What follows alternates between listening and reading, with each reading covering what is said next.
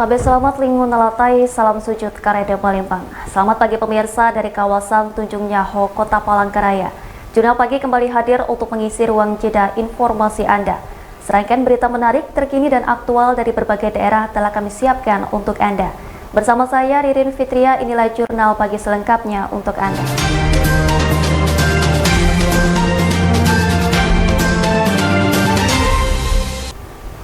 Dan pemirsa, Joe Biden telah diambil sumpah sebagai Presiden Amerika Serikat, sehingga terkait pidato kenegaraan tahunan untuk menyampaikan beberapa pencapaiannya selama setahun terakhir.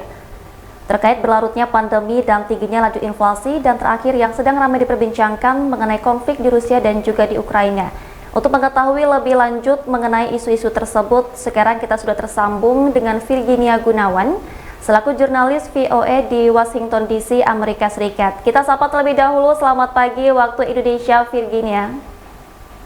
Selamat malam waktu Amerika Serikat, Ririn. Baik, bisakah diceritakan ataupun dijelaskan kondisi di Amerika Serikat terkait persiapan Biden di depan Kongres Amerika Serikat? Ya, kalau Anda lihat di belakang saya saat ini, pengamanan cukup ketat. Dan ini juga dilakukan selain karena memang beberapa ruas jalan ini ditutup aksesnya dan aparat keamanan dari polisi kota, Garda Nasional, dan sejumlah kendaraan militer dan polisi juga ada di posisinya.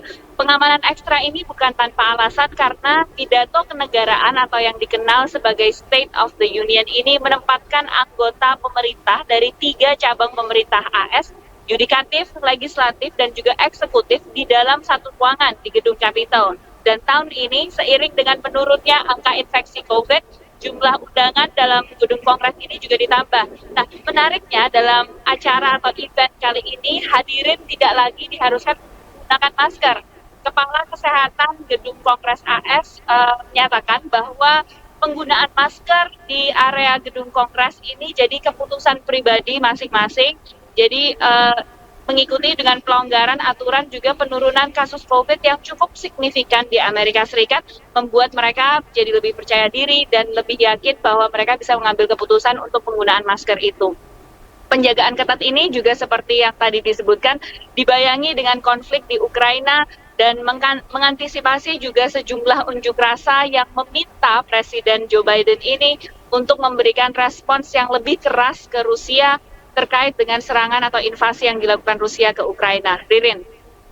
Baik, saya mengkonfirmasi kembali terkait pandemi COVID-19 di Amerika Serikat, artinya hingga saat ini sudah mengalami penurunan, seperti itu? Ya, benar. Baik, kemudian apa saja isu yang diperkirakan akan menjadi fokus dalam pidato kenegaraannya? Ya, pidato kenegaraan biasanya adalah kesempatan bagi Presiden untuk membanggakan pencapaiannya ya. Dalam kesempatan kali ini tentunya Joe Biden akan menyoroti 2 pencapaian utamanya selama setahun ini, yaitu menggolkan 2 undang-undang yang cukup signifikan. Yang pertama terkait penanganan pandemi di Amerika Serikat, dan yang kedua adalah infrastruktur, undang-undang infrastruktur sebesar $1 triliun Amerika Serikat. Dalam negeri ini ada satu isu yang paling signifikan, itu adalah isu ekonomi, dan yang dinanti-nanti adalah bagaimana caranya Biden akan menghadapi inflasi tertinggi selama 40 tahun terakhir yang naik hingga 7,5%, yang membuat harga kebutuhan sehari-hari di Amerika itu naik, harga BBM itu naik, juga penanganan pandemi tentunya, dan imigrasi, serta perubahan iklim. Yang jadi catatan besar juga adalah kerjasama atau persatuan antara Partai Demokrat dan Partai Republik, terutama di tengah tajamnya polarisasi di Amerika Serikat. Mengingat November mendatang akan ada pemilu paruh waktu di Amerika Serikat untuk memilih wakil rakyat di tingkat DPR, 1/3 dari Senat, dan juga gubernur dari 36 negara bagian. Sementara tentu isu Ukraina akan jadi salah satu catatan bagi kebijakan luar negeri pemerintah Joe Biden. Mengikuti sejumlah sanksi yang dijatuhkan AS bersama dengan sekutunya di NATO kepada Rusia dan Presiden Rusia Vladimir Putin. Selain ini juga diperkirakan Biden akan mendesak wakil rakyat AS untuk meloloskan kebijakan untuk meningkatkan kemampuan kompetisi ekonomi Amerika Serikat terhadap Tiongkok lewat regulasi rantai pasok dan juga regulasi lainnya. Sejauh ini agregasi jajak pendapat sejumlah lembaga polling lewat 538.com itu menunjukkan tingkat persetujuan warga Amerika Serikat terhadap kinerja Presiden Biden selama ini berada di titik terendah baru di 41%. Nah, apakah pidato kenegaraan ini akan bisa meningkatkan persetujuan warga AS?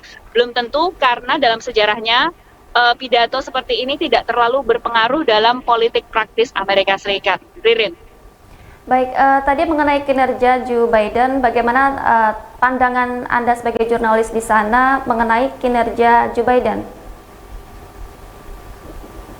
Ya, dari sejauh yang bisa saya sampaikan saat ini, seperti tadi yang direfleksikan dari apa yang diungkapkan oleh warga Amerika Serikat lewat responden itu, memang ada beberapa insiden atau ada beberapa event yang membuat kinerja Joe Biden selama 1 tahun terakhir ini sangat discrutinize ya, sangat diteliti satu persatu. Mulai pertama penanganan pandemi, yang kedua juga ekonomi, mencari pengangguran dan tingkat pengangguran di Amerika Serikat. Selain itu juga invasi Rusia ke Ukraina ini sangat berpengaruh terhadap pandangan warga Amerika Serikat terhadap kebijakan luar negeri Amerika Serikat yang dipimpin oleh pemerintahan Joe Biden.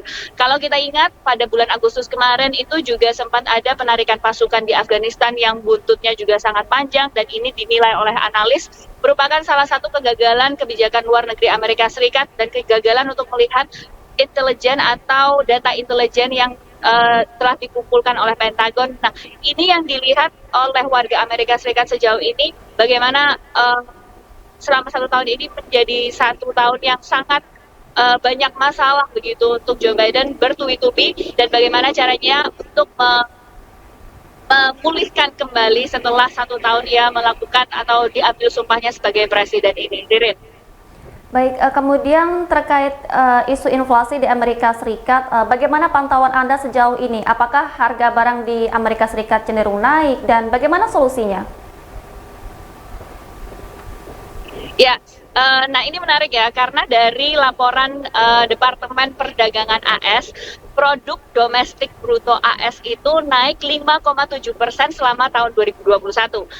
Di satu sisi ini menandakan ekonomi AS yang tumbuh kuat, namun di saat yang sama, kalau kita melihat data lain dari Departemen Ketenagakerjaan Amerika Serikat atau Labor Department, indeks harga konsumen yang mengukur harga yang dibayarkan oleh konsumen untuk barang dan jasa itu menunjukkan peningkatan hingga 7,5% dibandingkan tahun lalu.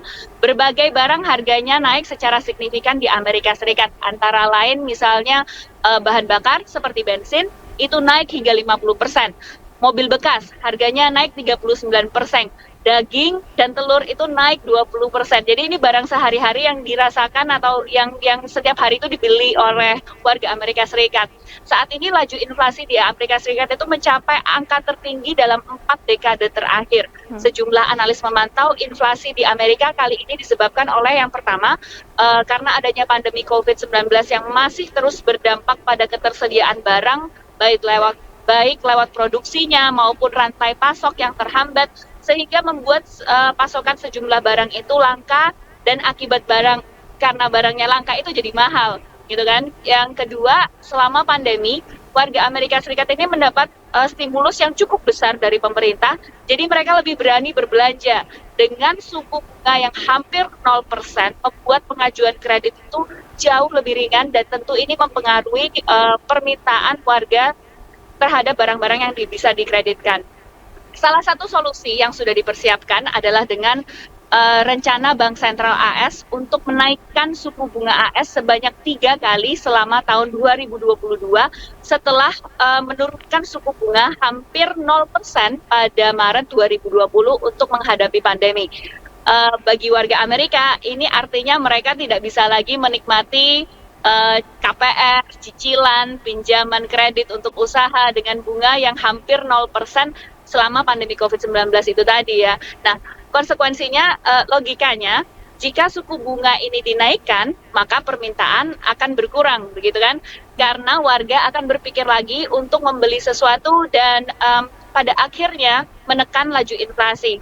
Namun, di satu sisi ada dilemanya juga untuk melancarkan strategi ini di tengah pandemi, dan jika dilakukan secara drastis, ini akan membuat ekonomi Amerika Serikat berbalik begitu ya. bursa lapangan kerja di AS sekalipun menunjukkan tren yang positif, namun masih sangat rentan. Ririn. Baik, tadi Mbak Virgin pun menjelaskan bahwa inflasi harga konsumen di Amerika Serikat itu cenderung naik pada tingkatan tahunan sebesar 7,5% pada Januari 2022.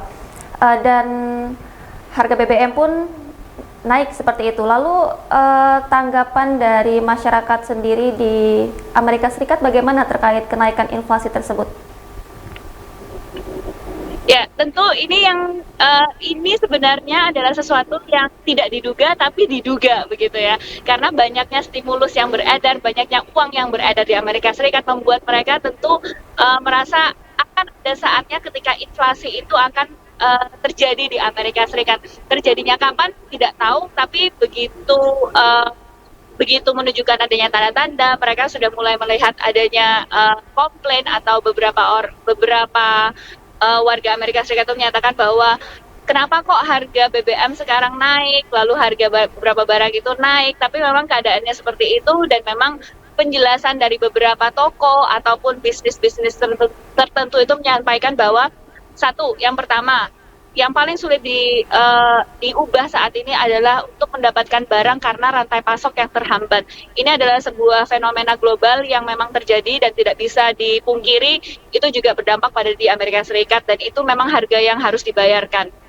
Yang kedua, selain itu juga untuk mencari pekerjaan di Amerika Serikat ini ada kekurangan tenaga kerja dan tidak bertemu antara tenaga kerja dengan job opportunity atau kesempatan atau bursa kerja yang tersedia. Jadi ada missing link di situ, ada rantai yang terputus antara pekerjaan yang tersedia dengan tenaga kerja yang belum bekerja. Nah, hal-hal seperti ini memang masih menjadi perkara ya atau masalah yang harus diselesaikan oleh pemerintahan Joe Biden saat ini. Ririn. Baik, kemudian isu terkait Rusia dan juga Ukraina. Untuk Rusia, apakah Amerika Serikat akan mengenakan sanksi tambahan seperti itu? Atau bagaimana? Ya, kemarin AS itu pada hari Senin menjatuhkan sanksi tambahan pada Bank Sentral Rusia yang membuat entitas Amerika tidak bisa bertransaksi dengan Bank Sentral Rusia dan Kementerian Keuangan. Amerika Serikat sendiri berharap dengan ini akan semakin mengisolasi Rusia dari sistem finansial global, terutama setelah pada pekan sebelumnya itu Amerika Serikat dan NATO juga memblokir sejumlah bank Rusia dari jaringan SWIFT, jaringan komunikasi antar bank global. Tapi tak hanya pemerintah negara barat yang merespon terhadap agresi Rusia ini dengan sanksi. Daftar perusahaan yang memblokir atau mengubah aturan mereka juga terus bertambah. Perusahaan minyak, perusahaan teknologi, perusahaan hiburan streaming juga meninjau kembali aturan mereka dalam dalam bagaimana cara mereka beroperasi di Rusia. Bahkan sejumlah teknologi yang sudah terintegrasi dengan kehidupan warga Rusia ya, seperti Google Pay, Apple Pay yang dipasang di handphone mereka, itu terpaksa harus tertahan karena banknya itu dijatuhi sanksi. Nah, sejumlah analis menilai sanksi ekonomi yang diterapkan oleh Amerika Serikat dan sekutu ini lambat laun akan memaksa Rusia untuk kembali ke meja perundingan. Namun pertanyaannya, seberapa cepat Rusia akan merespons terhadap hal tersebut dan apakah akan jadi solusi bagi konflik Ukraina, bukan malah membuat Rusia ini geram dan membalas negara-negara pemberi sanksi nantinya. Tapi ada satu polling dari Washington Post dan ABC yang menarik, yang menyatakan bahwa di dalam negeri Amerika Serikat nih, 67% responden itu setuju dengan sanksi ekonomi Biden ke Rusia, tapi tingkat persetujuan ini menurun ke 51% jika sanksinya itu mempengaruhi harga barang yang harus mereka bayarkan. Jadi mungkin ini akan jadi pertimbangan bagi pemerintahan Biden jika mereka ingin melalui midterm election atau pemilihan paruh waktu ke depannya nanti, apakah mereka akan bisa menanggung ketidaksetujuan warga Amerika Serikat jika harga dari sanksi yang diberikan kepada Rusia itu mempengaruhi harga barang yang akan dibeli oleh warga Amerika. Ririn. Baik, lalu seperti apa peran Amerika sendiri dalam konflik tersebut, Mbak? Ya, yang kita lihat saat ini memang bantuan militer dan bantuan kemanusiaan yang diberikan oleh Amerika Serikat dan diakui oleh Amerika Serikat adalah bantuan militer dan kemanusiaan yang paling besar yang diberikan dari dibandingkan negara-negara lain ataupun gabungan negara lain seperti NATO maupun Uni Eropa. Amerika Serikat sendiri dari paparan atau data yang disampaikan oleh juru bicara Jen Psaki di Gedung Putih itu menyampaikan bahwa Amerika Serikat memberikan bantuan militer sebesar 1 miliar dolar Amerika Serikat selama 1 tahun terakhir dan 160 juta dolar Amerika Serikat untuk bantuan kemanusiaan yang diberikan kepada Ukraina. Sejauh ini hanya ini bantuan yang bisa diberikan. Beberapa total anggota militer yang telah diterjunkan Amerika Serikat ke area NATO yang berbatasan dengan Ukraina itu hampir mencapai 100.000, sedikitnya 100.000 anggota militer yang telah diterjunkan. Namun para anggota militer ini ditekankan oleh Presiden Biden dan juga oleh pejabat Pentagon bahwa mereka tidak akan masuk ke wilayah Ukraina dan tidak akan terlibat dalam konflik yang ada di Ukraina dengan Rusia. Jadi sejauh ini bantuan-bantuan tersebut yang bisa diberikan kepada Ukraina dan juga tentunya tadi seperti yang sudah disampaikan adalah menjatuhkan sanksi kepada Rusia. Ririn. Kemudian terkait isu pandemi yang ada di Amerika Serikat, upaya dan kebijakan pemerintah setempat yang telah diterapkan sehingga mengalami penurunan COVID-19 di sana, apa saja itu? Ya, mungkin sangat berbanding terbalik dengan di Indonesia ya. Kalau misalnya Anda jalan-jalan di Amerika saat ini, di belakang saya mungkin tidak terlihat karena ini sudah gelap, tapi kebanyakan warga di Amerika Serikat saat ini sudah tidak menggunakan masker lagi.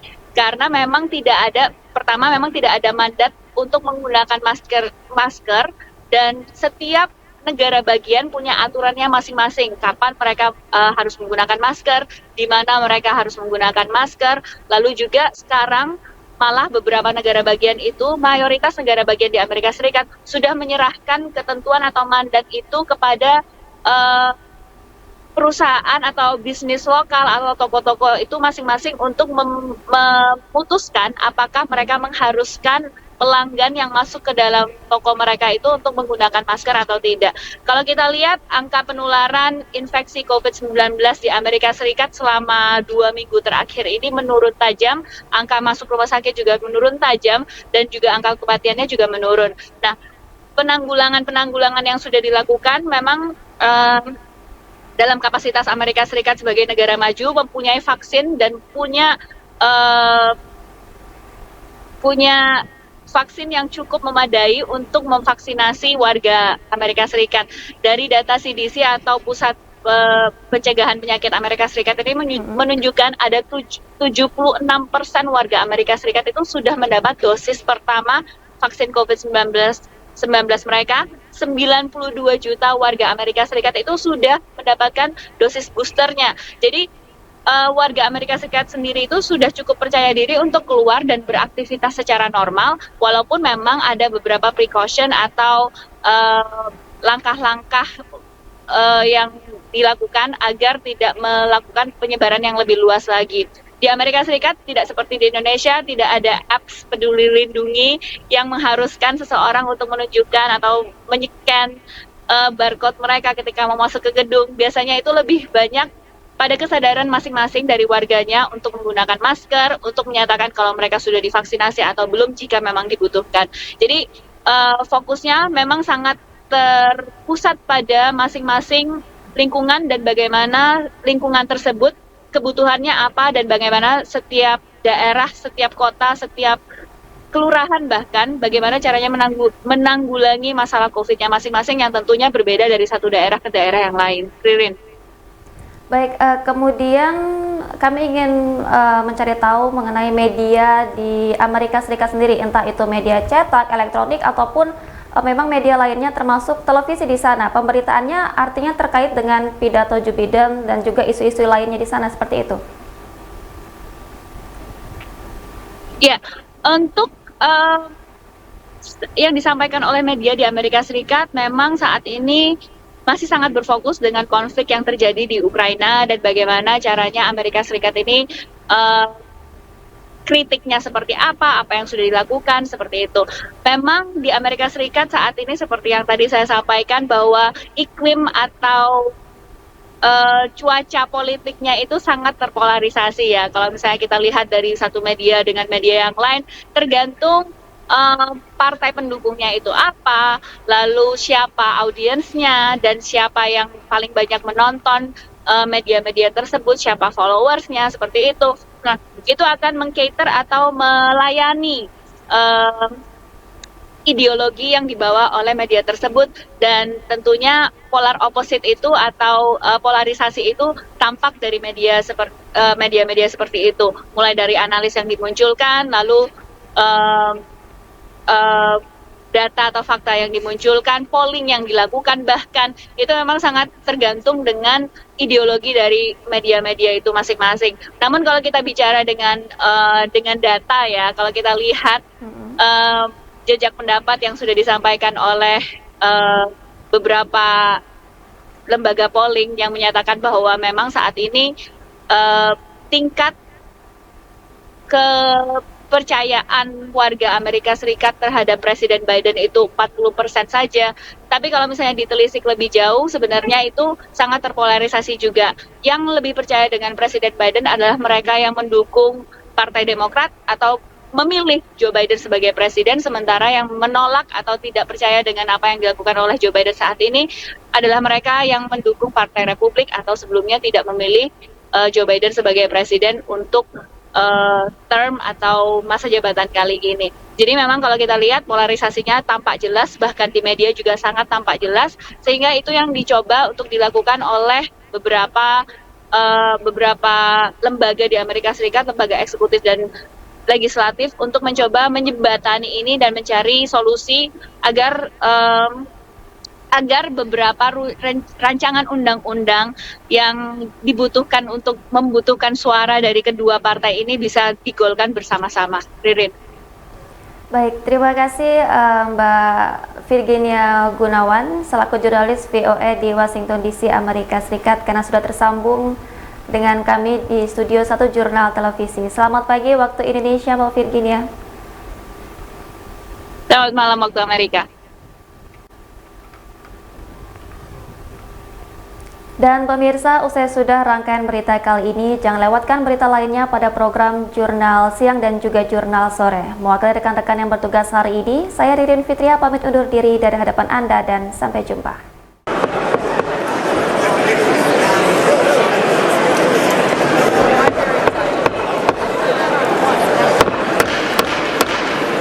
Madam Speaker, the President of the United States.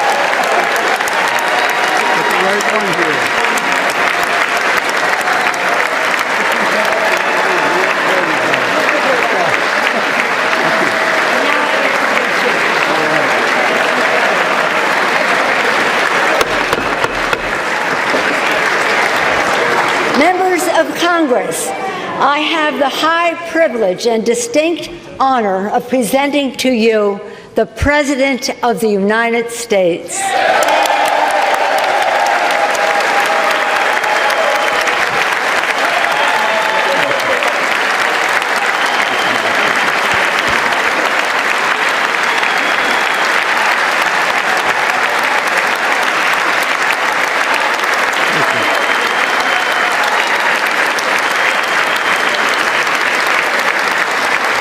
Thank you, thank you, thank you.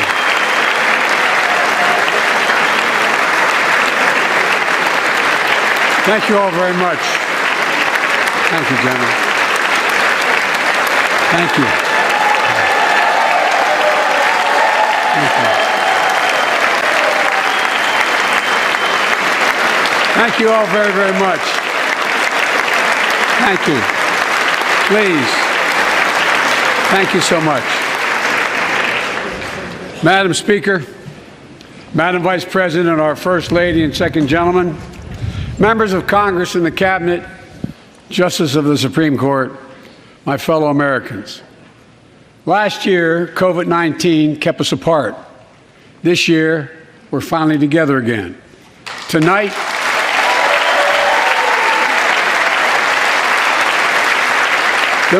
we meet as Democrats, Republicans, and Independents, but most importantly, as Americans, with the duty to one another, to America, to the American people, and to the Constitution, and an unwavering resolve that freedom will always triumph over tyranny.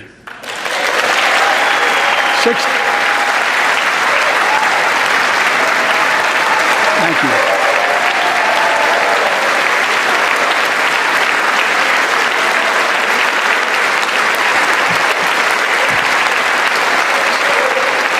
6 days ago, Russia's Vladimir Putin sought to shake the very foundations of the free world, thinking he could make it bend to his menacing ways. But he badly miscalculated. He thought he could roll into Ukraine and the world would roll over. Instead, he met with a wall of strength he never anticipated or imagined. He met the Ukrainian people.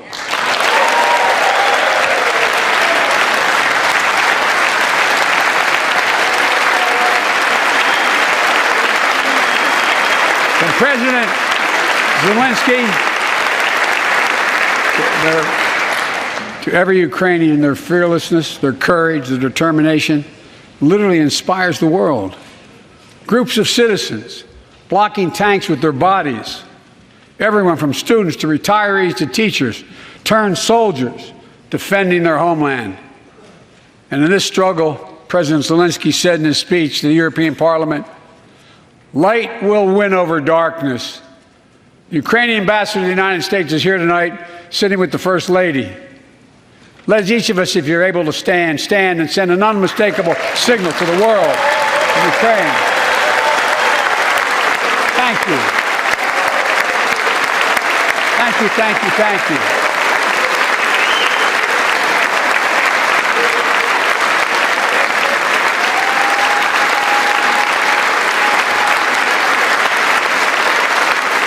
She's bright, she's strong, and she's resolved.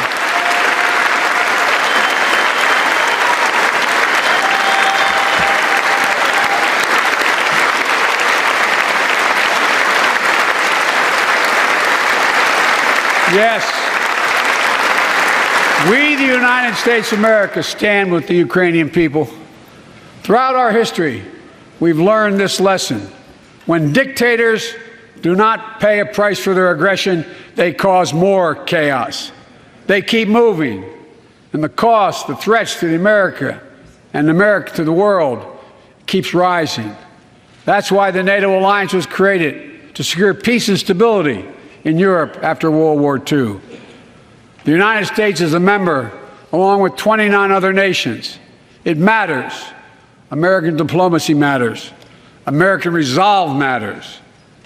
Putin's latest attack on Ukraine was premeditated and totally unprovoked. He rejected repeated efforts at diplomacy. He thought the West and NATO wouldn't respond. He thought he could divide us at home, in this chamber, in this nation. He thought he could divide us in Europe as well. But Putin was wrong. We are ready. We are united, and that's what we did. We stayed united. We prepared extensively and carefully. We spent months building coalitions of other freedom-loving nations in Europe and the Americas, from America to the Asian and African continents, to confront Putin. Like many of you, I spent countless hours unifying our European allies.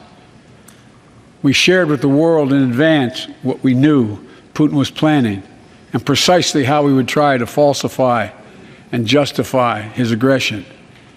We countered Russia's lies with the truth. And now that he's acted, the free world is holding him accountable, along with 27 members of the European Union, including France, Germany, Italy, as well as countries like the United Kingdom, Canada, Japan, Korea, Australia, New Zealand, and many others. Even Switzerland are inflicting pain on Russia and supporting the people of Ukraine.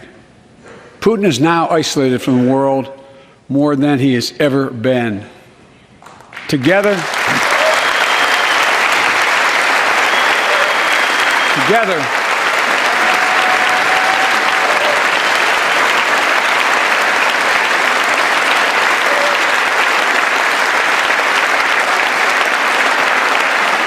along with our allies, we are right now enforcing powerful economic sanctions.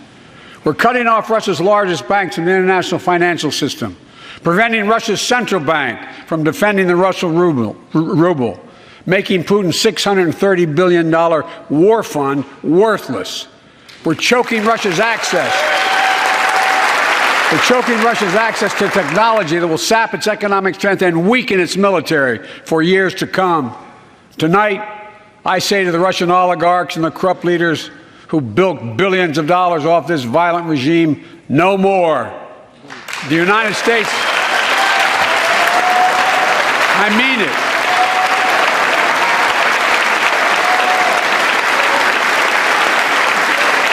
The United States Department of Justice is assembling a dedicated task force to go after the crimes of the Russian oligarchs. We're joining with European allies to find and seize their yachts, their luxury apartments, their private jets. We're coming for you, ill-begotten gains. And tonight, I'm announcing that we will join our allies in closing off American airspace to all Russian flights, further isolating Russia and adding additional squeeze on their economy.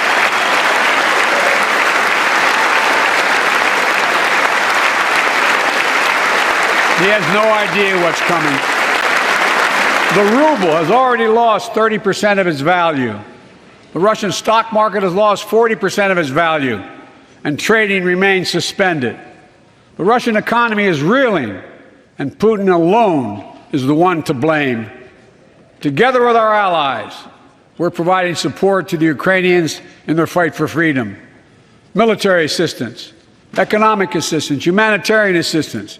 We're giving more than $1 billion of direct assistance to Ukraine, and will continue to aid the Ukrainian people as they defend their country and help ease their suffering.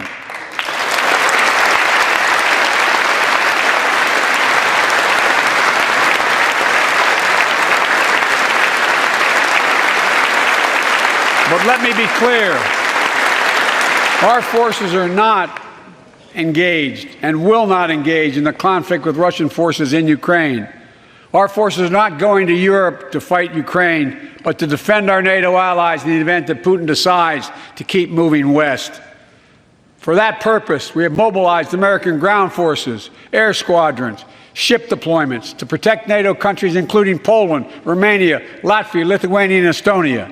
And as I've made crystal clear, the United States and our allies will defend every inch of territory that is NATO territory with the full force of our collective power. Every single inch.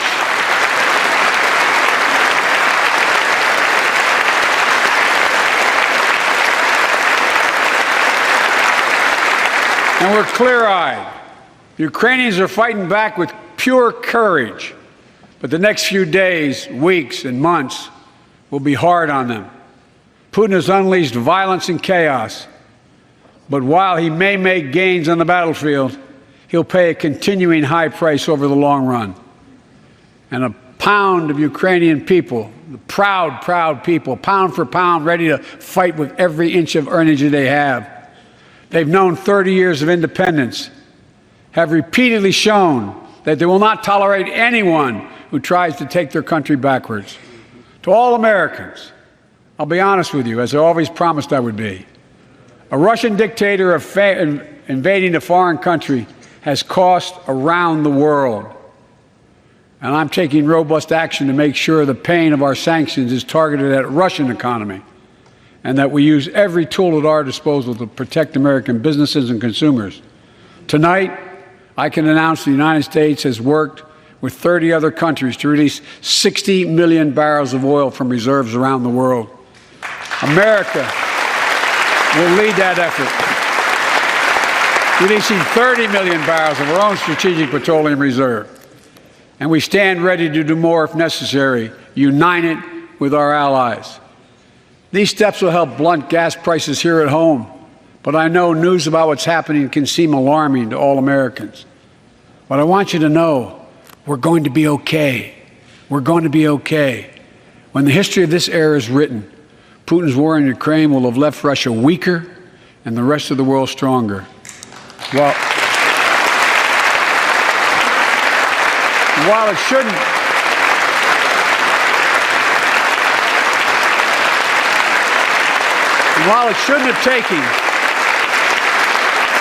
have taken something so terrible for people around the world to see what's at stake, now everyone sees it clearly. We see the unity among leaders of nations, a more unified Europe, a more unified West. We see unity among the people who are gathering in cities and large crowds around the world, even in Russia, to demonstrate their support for the people of Ukraine. In the battle between democracy and autocracies, democracies are rising to the moment, and the world is clearly choosing the side of peace and security. This is the real test, and it's going to take time. So let us continue to draw inspiration from the iron will of the Ukrainian people. To our fellow Ukrainian Americans who forged the deep bond that connects our two nations, we stand with you. We stand with you. Putin may circle Kyiv with tanks, but he'll never gain the hearts and souls of the Iranian people. He'll never extinguish their love of freedom, and he will never weaken the resolve of the free world.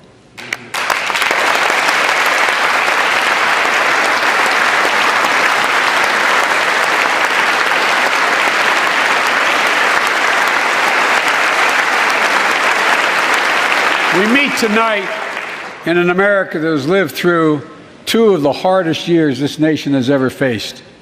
The pandemic has been punishing, and so many families are living paycheck to paycheck, struggling to keep up with the rising cost of food, gas, housing, and so much more. I understand, like many of you did. My dad had to leave his home in Scranton, Pennsylvania to find work. So like many of you, I grew up in a family when the price of food went up, it was felt throughout the family. It had an impact. That's when one of the first things I did as president was fight to pass the American Rescue Plan. Because people were hurting, we needed to act, and we did. Few pieces of legislation have done more at a critical moment in our history to lift us out of a crisis. It fueled our efforts to vaccinate the nation and combat COVID-19, delivered immediate economic relief to tens of millions of Americans. It helped put food on the table. Remember those long lines of cars waiting for hours just to get a box of food put in their trunk. It cut the cost of health care insurance. And as my dad used to say, it gave the people just a little bit of breathing room. Unlike the $2 trillion tax cut passed in the previous administration that benefited the top 1% of Americans, the American Rescue Plan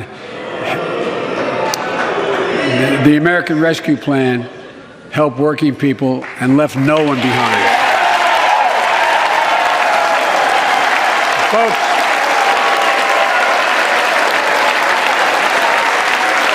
and it worked. It worked.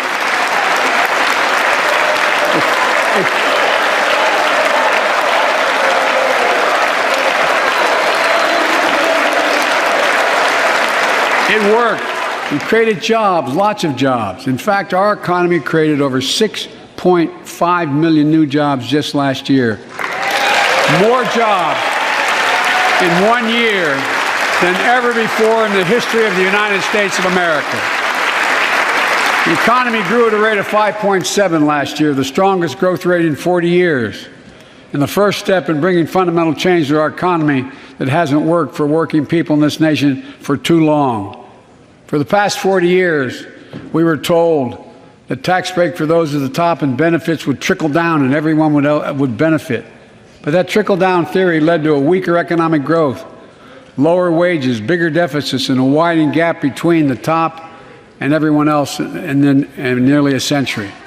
Look, Vice President Harris and I ran for office, and I realize we have fundamental disagreements on this, but ran for office with a new economic vision for America. Invest in America, educate Americans, grow the workforce, build the economy from the bottom up and the middle out, not from the top down, because we know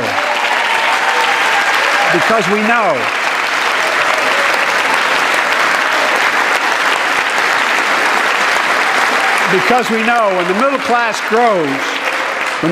grows, the poor have a way up and the wealthy do very well. America used to have the best roads, bridges, and airports on earth, and now our infrastructure is ranked 13th in the world. We won't be able to compete for the jobs of the 21st century if we don't fix it. That's why it was so important to pass the bipartisan infrastructure law. And I thank my Republican friends who joined to invest and rebuild America, the single biggest investment in history. It was a bipartisan effort, and I want to thank the members of both parties who worked to make it happen. We're done talking about infrastructure weeks. We're now talking about an infrastructure decade. And look, it's going to transform America, to put us on a path to win the economic competition of the 21st century that we face with the rest of the world, particularly China. I've told Xi Jinping it's never been a good bet to bet against the American people. We'll create good jobs for millions of Americans, modernizing roads, airports, ports, waterways, all across America. And we'll do it to withstand the devastating effects of climate change and promote environmental justice. We'll build a national network of 500,000 electric vehicle charging stations. Begin to replace the poisonous lead pipes so every child, every American has clean water to drink at home and at school. We're going to provide affordable, high-speed internet for every American, rural, suburban, urban, and tribal communities. 4,000 projects have already been announced. Many of you have announced them in your districts. And tonight, I'm announcing that this year, we will start fixing over 65,000 miles of highway and 1,500 bridges in disrepair. And folks,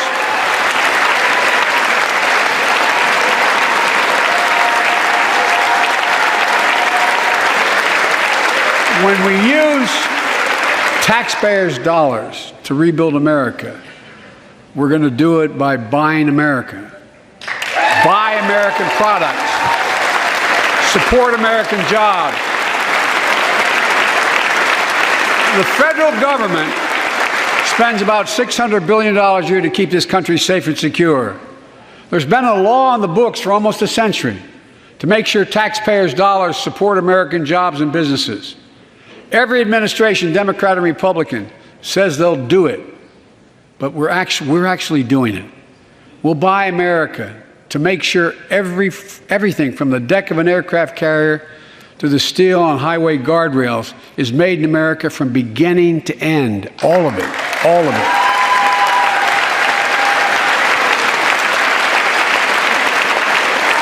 But folks, to compete for the jobs of the future, we also need a level playing field with China and other competitors. That's why it's so important to pass the Bipartisan Innovation Act sitting in Congress that will make record investments in emerging technologies and American manufacturing. We used to invest almost 2% of our GDP in research and development. We don't now. China is. Let me give you one example why it's so important to pass. If you travel 20 miles east of Columbus, Ohio, you'll find 1,000 empty acres of land. It won't look like much, but if you stop and look closely, you'll see a field of dreams, the ground on which America's future will be built. That's where Intel, the American company that helped build Silicon Valley, is going to build a $20 billion semiconductor megasite, up to 8 state-of-the-art factories in one place, 10,000 new jobs. And in those factories, the average job about $135,000 a year. Some of the most sophisticated manufacturing in the world to make computer chips the size of a fingertip, that power the world in everyday lives, from smartphones, technology to the internet, technology that's yet to be invented. But that's just the beginning. Intel CEO Pat Gelsinger, who was here tonight, I don't know where Pat is. Pat, there you go, Pat, stand up.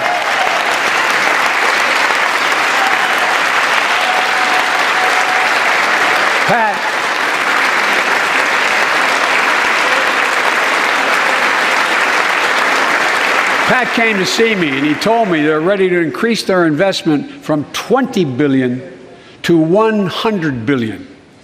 That would be the biggest investment in manufacturing in American history. And all they're waiting for is for you to pass this bill. So let's not wait any longer. Send it to my desk, I'll sign it, and we'll really take off in a big way.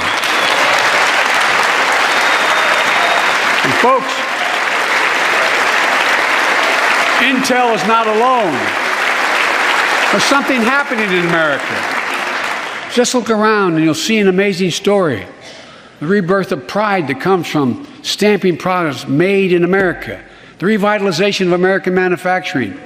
Companies are choosing to build new factories here when just a few years ago they would have gone overseas.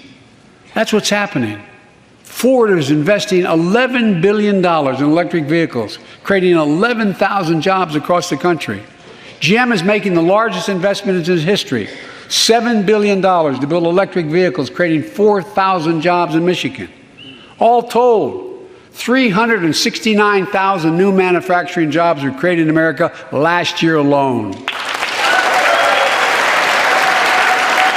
Folks,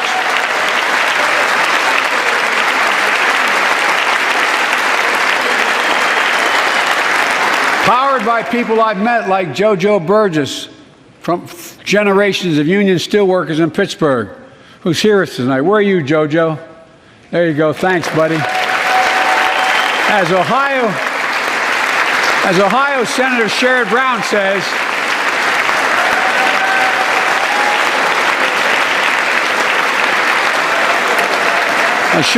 says, it's time to bury the label Rust Belt. It's time to see what used to be called the Rust Belt become the home of a significant resurgence of manufacturing.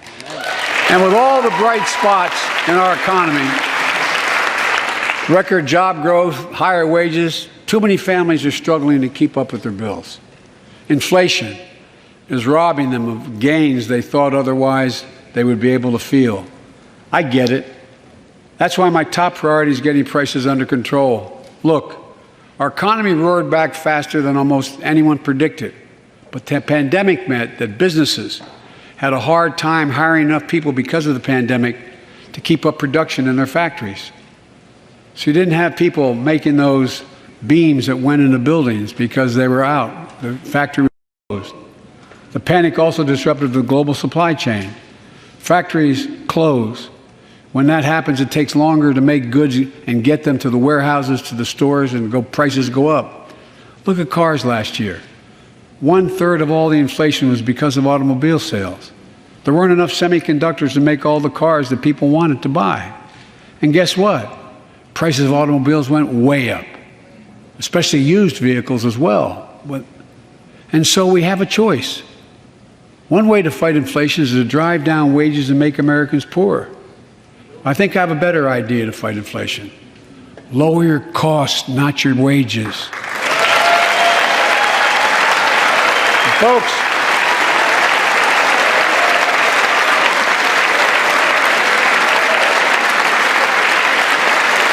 that means make more cars and semiconductors in America, more infrastructure and innovation in America, more goods moving faster and cheaper in America, more jobs where you can earn a good living in America. Instead of relying on foreign supply chains, let's make it in America. Look, economists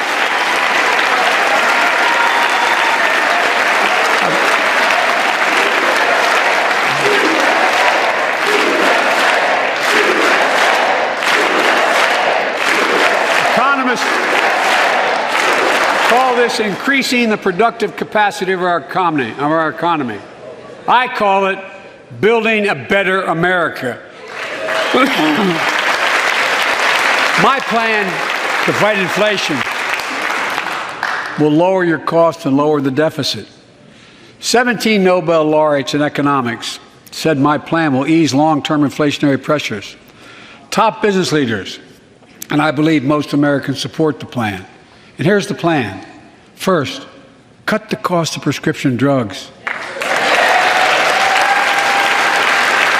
We pay more for the same drug produced by the same company in America than any other country in the world.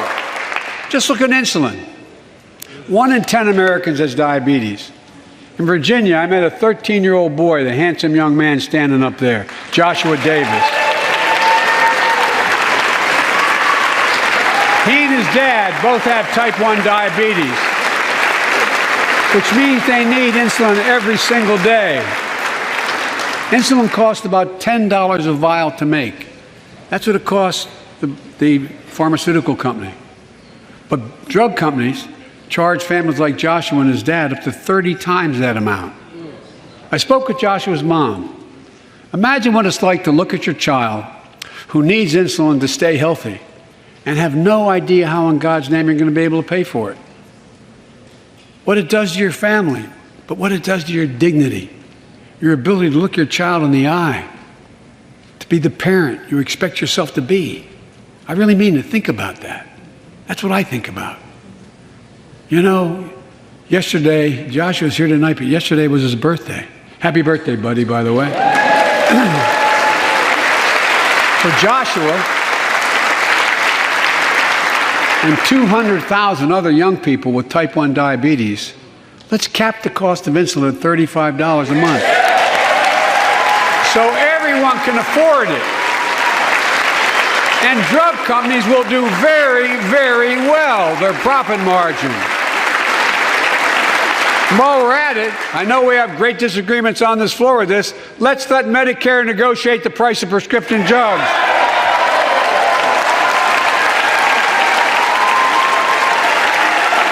They already set the price for VA drugs. Look, the American Rescue Plan is helping millions of families with Affordable Care Act plans to save them $2,400 a year on their health premiums. Let's close the coverage gap and make these savings permanent. And second, let's cut energy costs for families, an average of $500 a year by combating climate change. Let's provide an investment tax credits to weatherize your home and your business, to be energy efficient and get a tax credit for it. Double America's clean energy production in solar, wind, and so much more. Lower the price of electric vehicles, saving another $80 a month that you're not going to have to pay at the pump. Folks,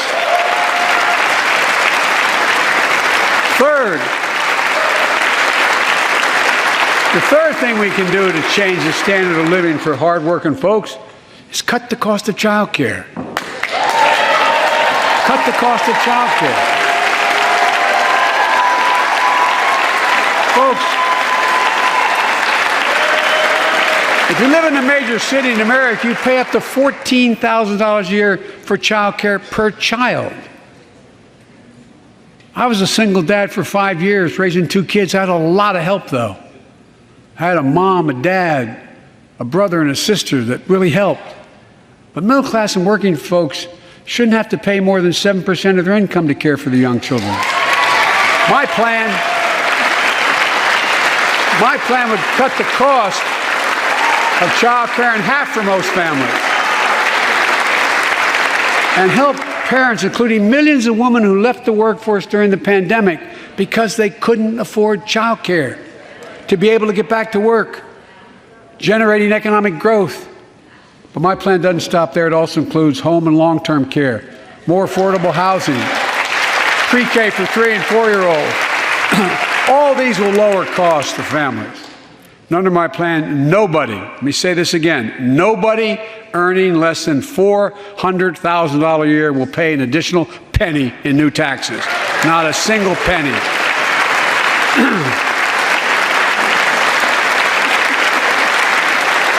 I may be wrong, but my guess is if we took a secret ballot in this floor, that we'd all agree that the present tax system ain't fair. We have to fix it. I'm not looking to punish anybody, but let's make corporations and wealthy Americans start paying their fair share. Look, last year,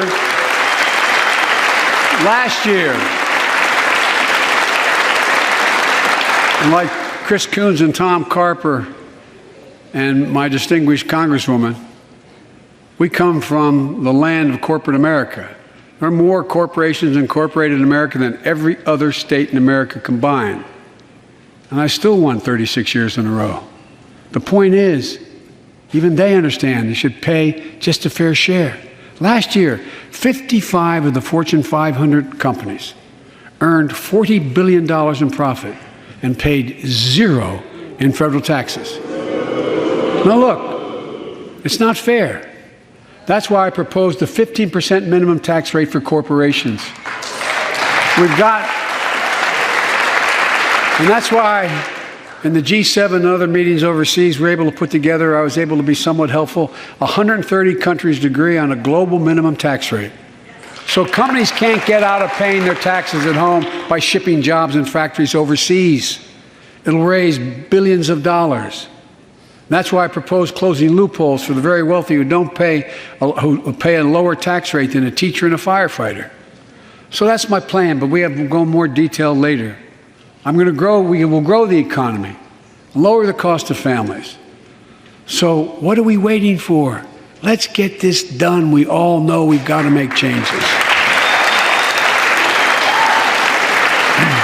Folks,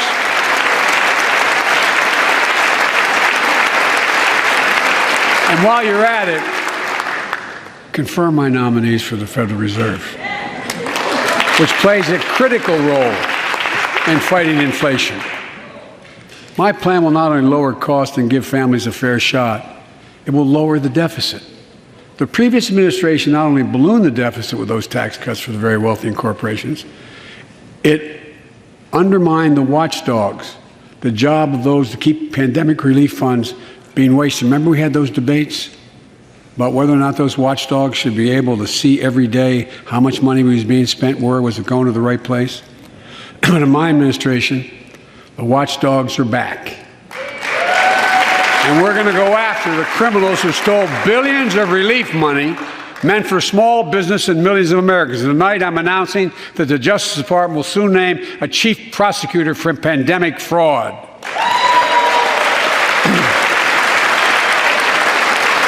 And look,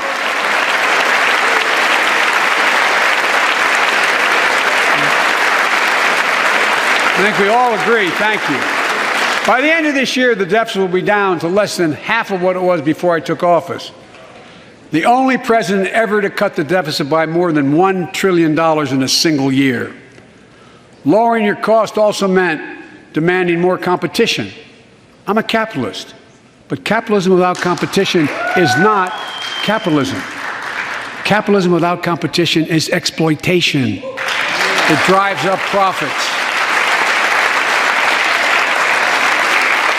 And corporations have to compete. Their profits go up and your prices go up when they don't have to compete. Small businesses and family farmers and ranchers, I need not tell some of my Republican friends from those states. Guess what? You got 4 basic meat packing facilities. That's it. You play with them or you don't get to play at all. And you pay a hell of a lot more. A hell of a lot more because there's only 4. See what's happening with ocean carriers moving goods in and out of America. During the pandemic, about half a dozen or less foreign-owned companies raised prices by as much as 1,000% and made record profits. Tonight, I'm announcing a crackdown on those companies overcharging American businesses and consumers. And folks,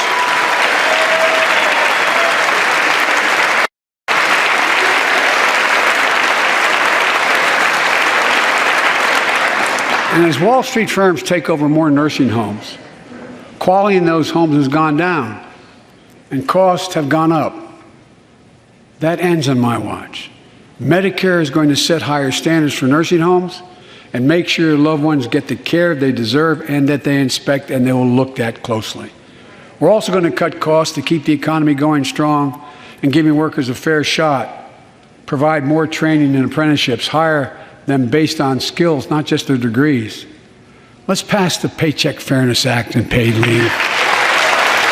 Raise the minimum wage to $15 an hour and extend the child tax credit so no one has to raise a family in poverty. Let's increase Pell Grants, increase our historic support for HBCUs, and invest in what Jill, our First Lady who teaches full-time, calls America's best-kept secret, community colleges. Look, let's pass the PRO Act. When a majority of workers want to form a union, they shouldn't be able to be stopped. When we invest in our workers and we build an economy from the bottom up and the middle out together, we can do something we haven't done in a long time. Build a better America. For more than 2 years, COVID has impacted every decision in our lives and the life of this nation. And I know you're tired, frustrated, and exhausted. That doesn't even count the close to 1 million people who sit at a dining room table or a kitchen table and look at an empty chair because they lost somebody. But I also know this, because of the progress we've made, because of your resilience and the tools that we have been provided by this Congress, tonight I can say we're moving forward safely back to more normal routines. We've reached a new moment in the fight against COVID-19, where severe cases are down to a level not seen since July of last year. Just a few days ago, the Center for Disease Control and Prevention issued a new mask guidelines. Under the new guidelines, most Americans and most of the country can now go mask-free. And based on projections, more of the country will reach a point across the next couple of weeks. And thanks to the progress we've made in the past year, COVID-19 no longer need control our lives. I know some are talking about living with COVID-19, but tonight I say that we never will just accept living with COVID-19. We'll continue to combat the virus as we do other diseases. And because this virus mutates and spreads, we have to stay on guard. And here are 4 common sense steps as we move forward safely, in my view. First, stay protected with vaccines and treatments. We know how incredibly effective vaccines are.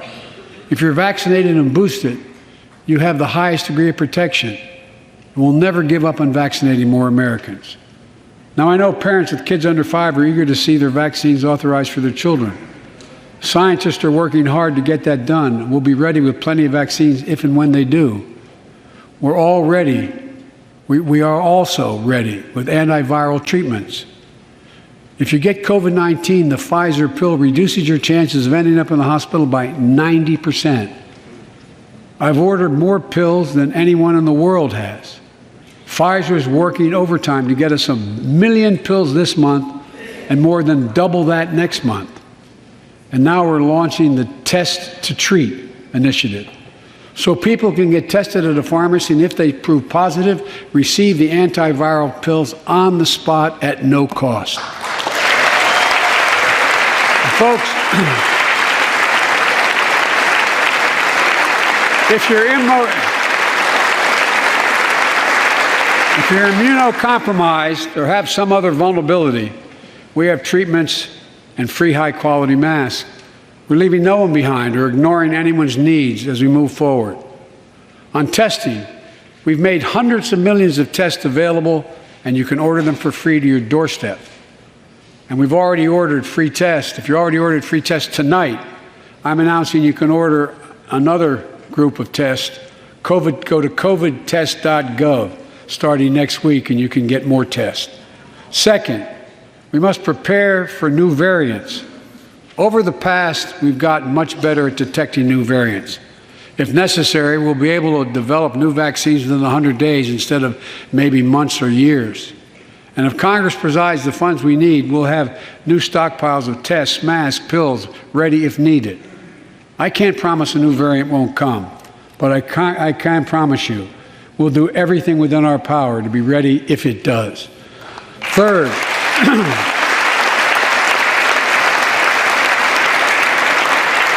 we can end the shutdown of schools and businesses. We have the tools we need. It's time for America to get back to work and fill our great downtowns again with people. People working from home can feel safe and begin to return to their offices. We're doing that here in the federal government. The vast majority of federal workers will once again work in person. Our schools are open. Let's keep it that way. Our kids need to be in school.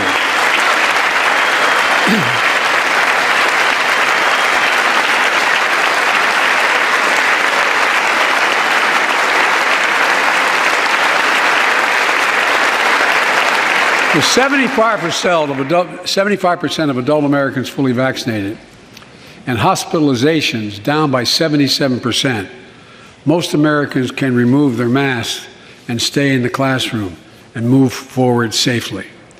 We achieved this because we provided free vaccines, treatments, tests, and masks. Of course, continuing this costs money, so I'll not surprise you. I'll be back to see you all. And I'm going to soon send a request to Congress. The vast majority of Americans have used these tools and may want again. We may need them again, so I expect Congress, and I hope you'll pass that quickly. Fourth, we'll continue vaccinating the world. We've sent 475 million vaccine doses to 112 countries, more than any nation on earth. We won't stop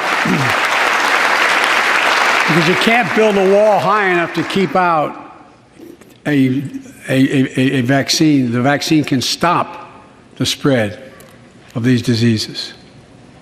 You know, we've lost so much in COVID-19. Time with one another.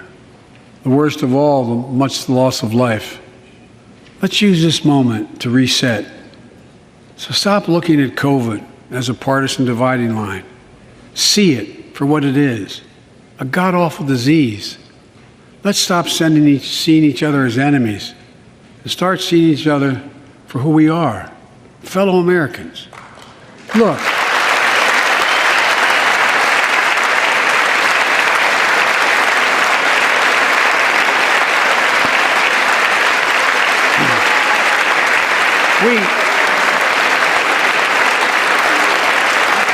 we can't change how divided we've been. It was a long time in coming. But we can change how to move forward on COVID-19 and other issues that we must face together. I recently visited New York City Police Department days after the funerals of Officer Wilbur Mora and his partner, Officer Jason Rivera. They were responding to a 9/11 call when a man shot and killed them with a stolen gun. Officer Mora was 27 years old. Officer Rivera was 22 years old. Both Dominican Americans who grew up in the same streets that they later chose to patrol as police officers. I spoke with their families, and I told them that we were forever in debt for their sacrifices and will carry on their mission to restore the trust and safety of every community deserves. Like some of you that have been around for a while, I've worked with you on these issues for a long time. I know what works. Investigating crime prevention and community policing, cops who walk the beat, who know the neighborhood, and who can restore trust and safety. Let's not abandon our streets or choose between safety and equal justice. Let's come together and protect our communities, restore trust, and hold law enforcement accountable. That's why the Justice Department has required body cameras, banned chokeholds, and restricted no-knock warrants for its officers. That's why the American Rescue Plan that you all provided $350 billion that cities, states, and counties can use to hire more police, invest in more proven strategies.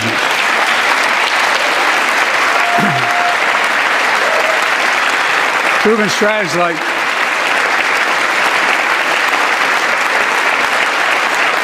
strategies like community violence interruption, trusted messengers, breaking the cycle of violence and trauma, and giving young people some hope. We should all agree the answer is not to defund the police, it's to fund the police. Fund them. Fund them.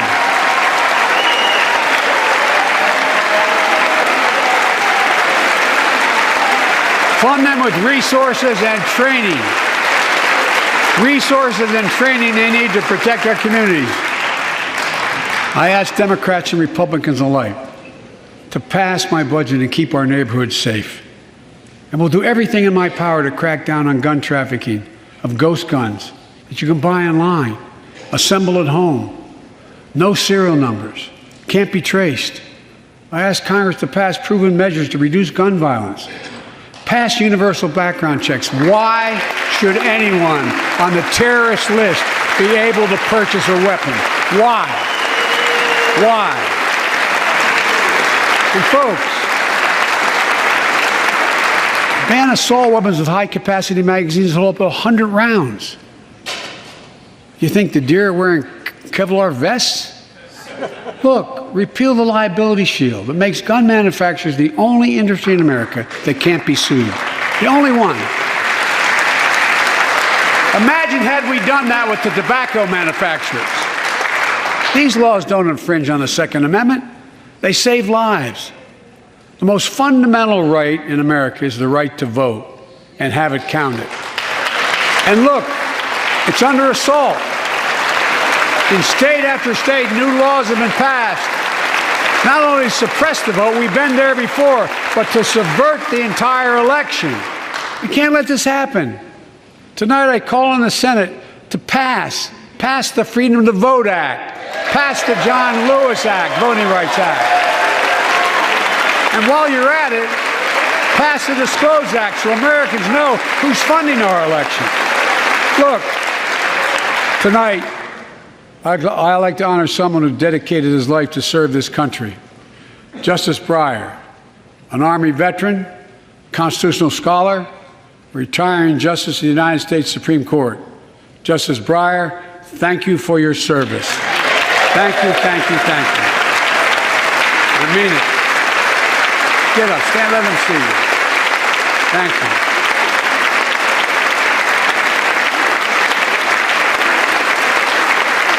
And we all know, no matter what your ideology, we all know one of the most serious constitutional responsibility a president has is nominating someone to serve on the United States Supreme Court. As I did 4 days ago, I've nominated the Circuit Court of Appeals, Ketanji Brown Jackson, one of our nation's top legal minds, who continue in Justice Breyer's legacy of excellence.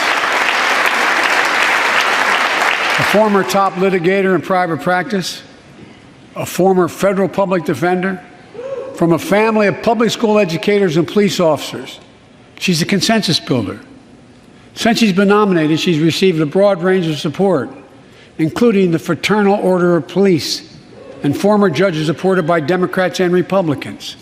Folks, if we're to advance liberty and justice, we need to secure our border and fix the immigration system.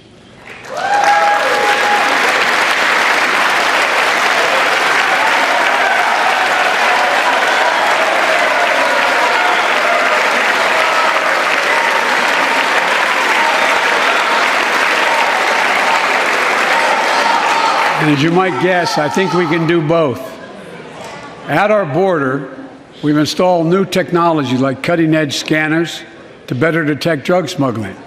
We've set up joint patrols with Mexico and Guatemala to catch more human traffickers.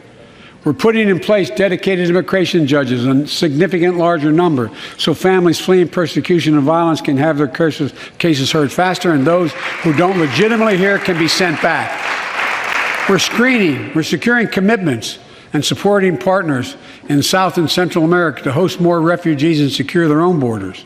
We can do all this while keeping lit the torch of liberty that has led a generation of immigrants to this land, my forebears and many of yours. Provide a pathway to citizenship for dreamers, those with temporary status, farm workers, essential workers. Revise our laws so businesses have workers they need and families don't wait decades to reunite. It's not only the right thing to do, it's economically smart thing to do. That's why the immigration reform is supported by everyone from labor unions to religious leaders to the U.S. Chamber of Commerce. Let's get it done once and for all. Folks,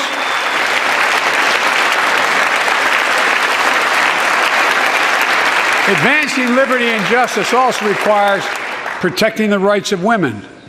The constitutional right affirmed by Roe v. Wade, standing precedent for half a century, is under attack as never before. If you want to go forward, not backwards, we must protect access to health care, preserve a woman's right to choose, and continue to advance maternal health care for all Americans. And folks, for our LGBTQ plus Americans, let's finally get the Bipartisan Equality Act to my desk. The onslaught of state laws targeting transgender Americans and their families, it's simply wrong. And I said last year, especially to our younger transgender Americans, I'll always have your back as your president so you can be yourself and reach your God-given potential. Folks,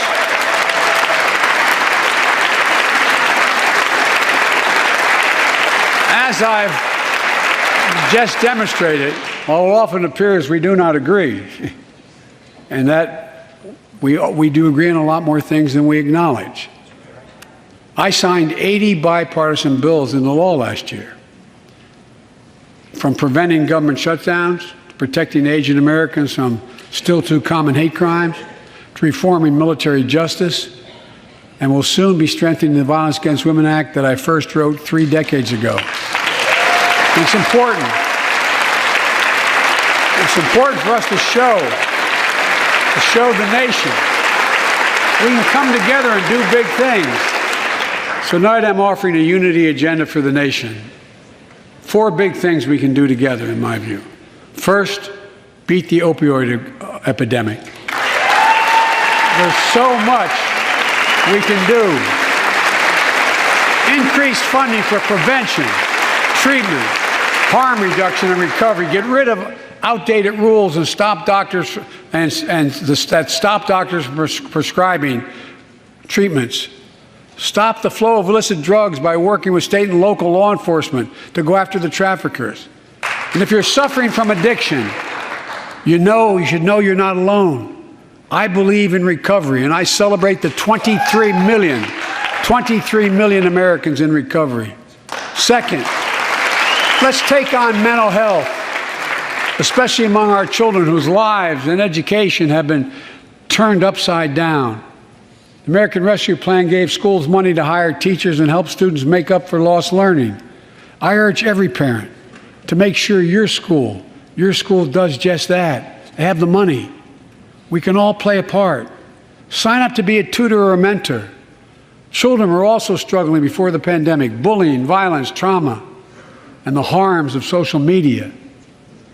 As Frances Haugen, who is here tonight with us, has shown, we must hold social media platforms accountable for the national experiment they're conducting on our children for profit.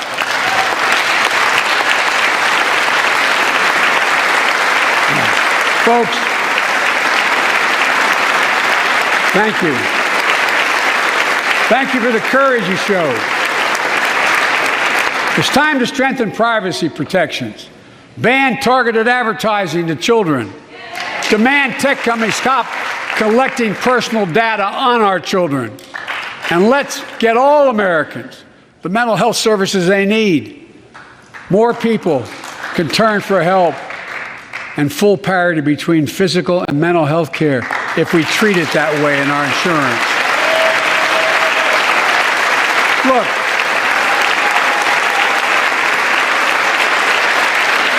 the third piece of that agenda is support our veterans. Veterans are the backbone and the spine of this country. They're the best of us. I've always believed that we have a sacred obligation to equip those we send to war and care for those in their family when they come home. My administration is providing assistance in job training, housing, and now helping lower-income veterans get VA care debt-free.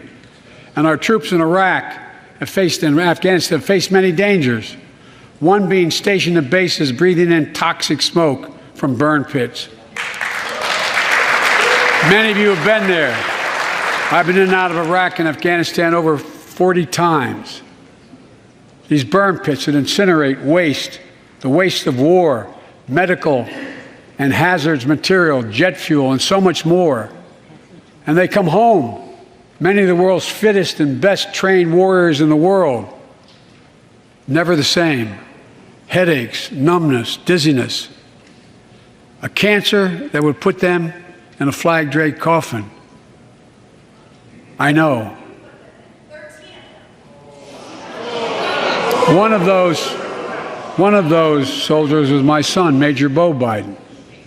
I don't know for sure if the burn pit that he lived near, that his hooch was near, in Iraq and earlier than that in Kosovo, is the cause of his brain cancer, the disease of so many other troops. But I am committed to find out everything we can, committed to military families like Danielle Robinson from Ohio, the widow of Sergeant First Class Heath Robinson. He was born a soldier, Army National Guard, combat medic in Kosovo and Iraq, stationed near Baghdad, just yards from burn pits the size of football fields. Danielle is here with us tonight. They loved going to Ohio State football games.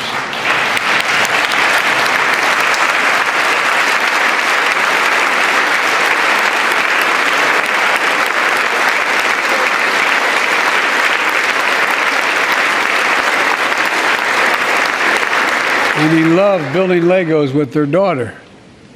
But cancer from prolonged exposure to burn pits ravaged Heath's lungs and body. Danielle says Heath was a fighter to the very end. He didn't know how to stop fighting, and neither did she. Through her pain, she found purpose to demand that we do better. Tonight, Danielle, we are going to do better. The VA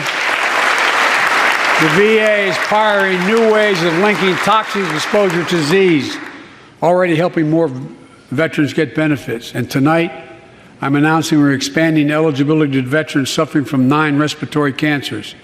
I'm also calling on Congress to pass a law to make sure veterans devastated by toxic exposure in Iraq and Afghanistan finally get the benefits and the comprehensive health care they deserve.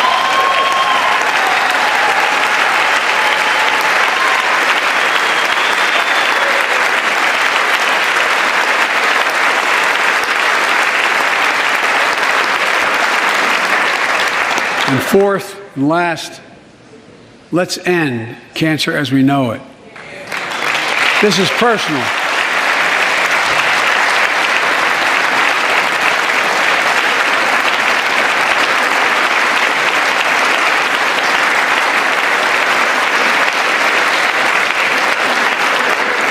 This is personal to me and to Jill and to Kamala and so many of you. So many of you have lost someone you love. Husband, wife, son, daughter, mom, dad. Cancer is the #2 cause of death in America, second only to heart disease. Last month, I announced the plan to supercharge the cancer moonshot that President Obama asked me to lead 6 years ago. Our goal is to cut cancer death rates by at least 50% over the next 25 years. I think we can do better than that. Turn cancers from death sentences into treatable diseases. more support for patients and their families. To get there, I call on Congress to fund what I call ARPA-H, Advanced Research Projects Agency for Health, patterned after DARPA in the Defense Department, projects that led in DARPA to the internet, GPS, and so much more to make our forces more safer and be able to wage war with more clarity.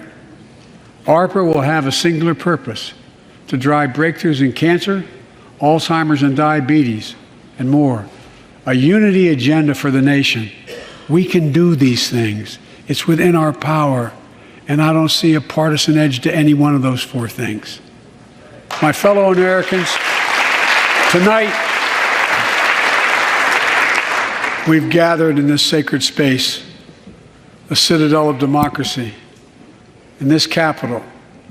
Generation after generation of Americans have debated great questions amid great strife and have done great things. We fought for freedom, expanded liberty, debated totalitarianism and terror. We built the strongest, freest, and most prosperous nation the world has ever known. Now is the hour, our moment of responsibility, our test of resolve and conscience, of history itself. It is in this moment that our character of this generation is formed. Our purpose is found. Our future is forged. Well, I know this nation. We'll meet the test, protect freedom and liberty, expand fairness and opportunity, and we will save democracy. As hard as those times have been, I'm more optimistic about America today than I've been my whole life, because I see the future that's within our grasp, because I know there's simply nothing beyond our capacity. We're the only nation on earth that has always turned every crisis we've faced into an opportunity. The only nation that can be defined by a single word: possibilities. So on this night, on our 245th year as a nation, I've come to report on the state of the nation, the State of the Union. And my report is this: the State of the Union is strong because you, the American people, are strong. We are stronger today. We are stronger today than we were a year ago. And we'll be stronger a year from now than we are today. This is our moment to meet and overcome the challenges of our time. And we will, as one people, one America, the United States of America. God bless you all, and may God protect our troops. Thank you. Go get him.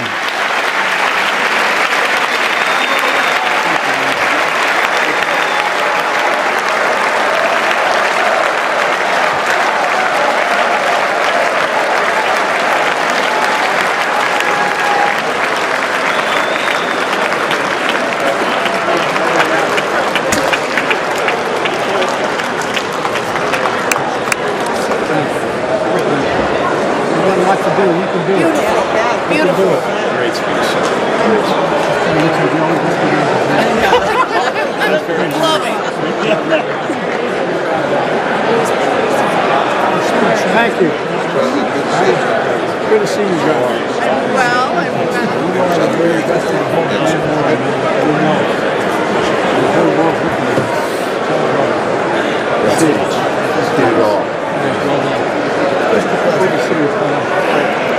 Great job. Great job. Thank you. Beautiful job. That's a great compliment coming from you, kid. Thank you, thank you, thank you. Well done, Mr. President. Great clothes. Thank you, man. Well done, Mr. President. Well done. Thanks again for coming to Colorado. Thank you, man. Tommy. What did you have for Eat it again. Good job.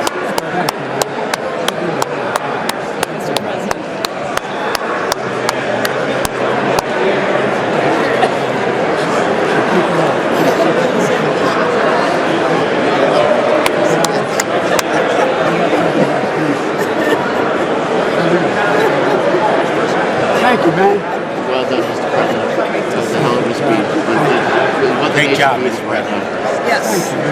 Nice inspirational scriptures.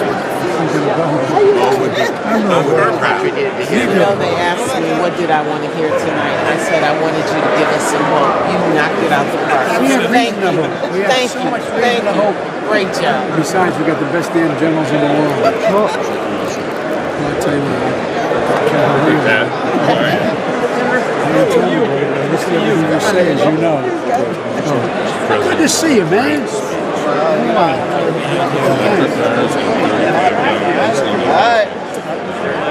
We can do this. This is the reason why we cut Charles probably. I'm serious. She is. She's been on it for a while. Fantastic. We can do this. Prescription drugs. Thank you, sir. Grace of God. We're cooking out rice and we got a shot.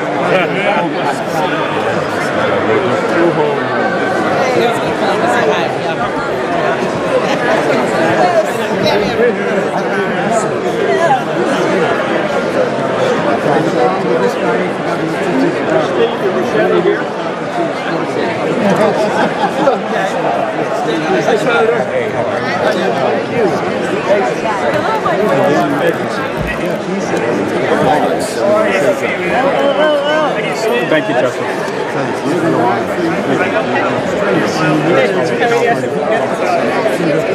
Nice to have everyone back here. I'm doing well. Good to see you.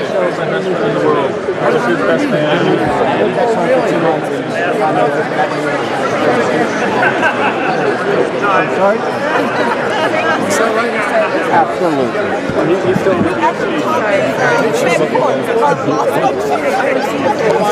But she was the dean, but that was your nice to see you guys. Need your help. What you going to do now? Thank you so much twice tonight. Thank you for everything. Oh, it's going to be huge, right? Registry. Thank you. Oh my gosh. I didn't know, I didn't even react. But you know those two words? Bulldozer. I mean, that's what it was. Oh my God, that's so enormous respect. Oh. Look at me, man. You know it's true. We go back a long way, those pal. are the days. I think she's pretty good. Pretty solid. Absolutely. She is a great. Absolutely. Absolutely. I'll tell you what, man. The IBW Village is the reason I stand by. Yeah, should be good to start walking. That was a historic speech. I'm fired up. I don't want this guy too fired up. I'm fired up. I'm inspired. You got guns as big as Listen, man, I'm trying to take care of myself. I'm trying to be like you. Thanks. That was awesome. Congratulations. Yes. It was historic.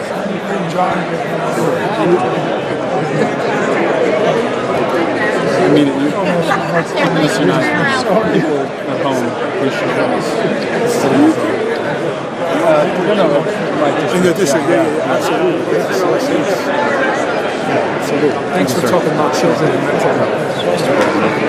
Man from Northwest Indiana. It's good to see you very well. Steel workers, Joe. It's great to have him here. Really the message. Thank you for your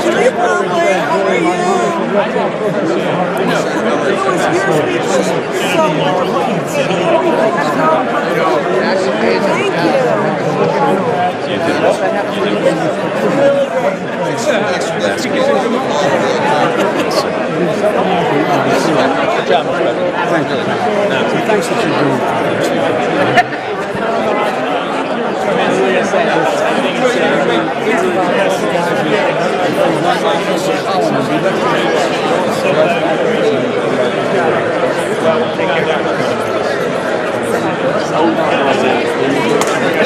You're the real photographer.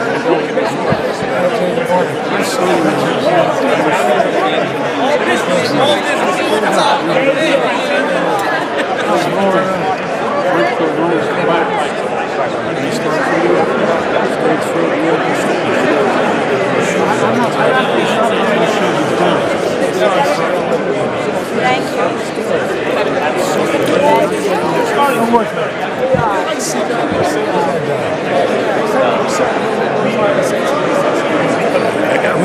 Sorry, I got me okay. I'm gonna take off.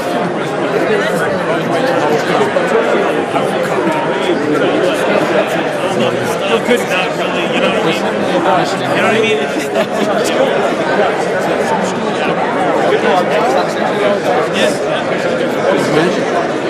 It's solid.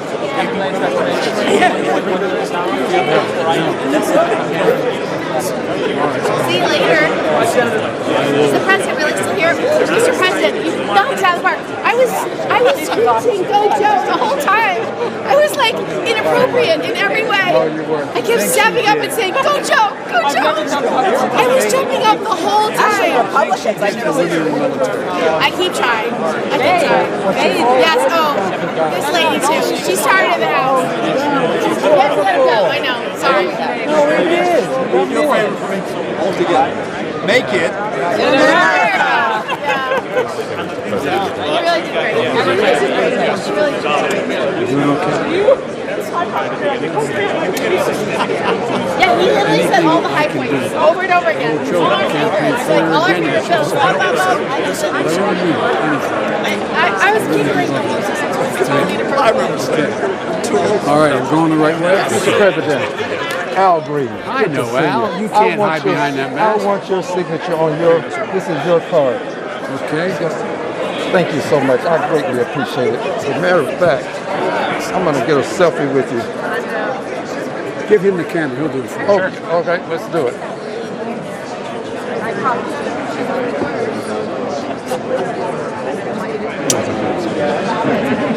Thank you.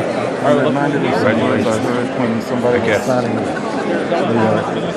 Obamacare about the deal. Oh, look. God, thank God.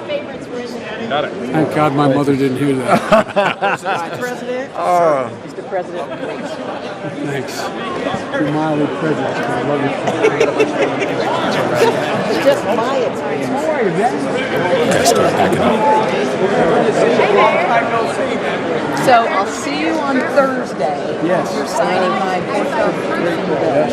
It's a big deal. It is a big deal. Jamie asked me about the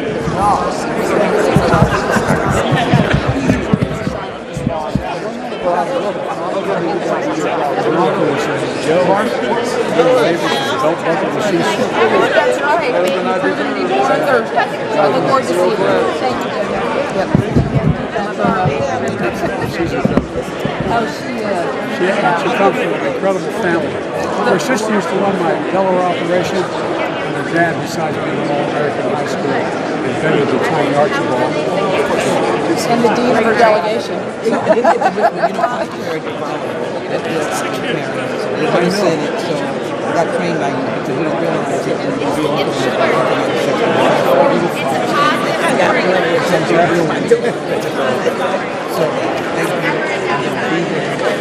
Anything I can do, I care.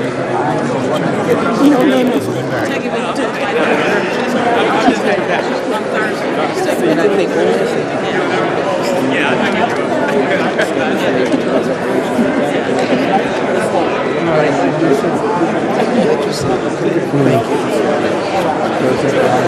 Hey, I'll be with you tomorrow. Good to see you. Coming in here.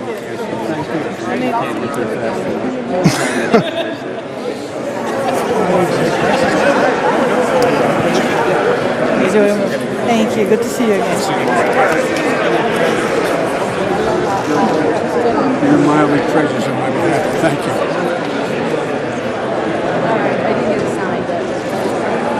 I'm with you. No, I get it. What do you think? Oh, Good Lord. Go Bears.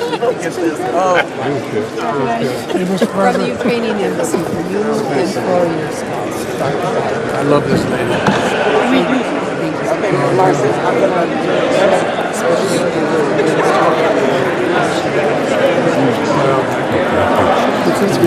Yeah, it is. It is.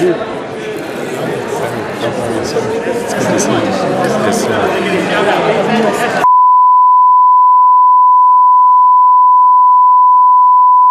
Get next to it. Anything for the friend. If I were in Puerto Rico, I know. My queen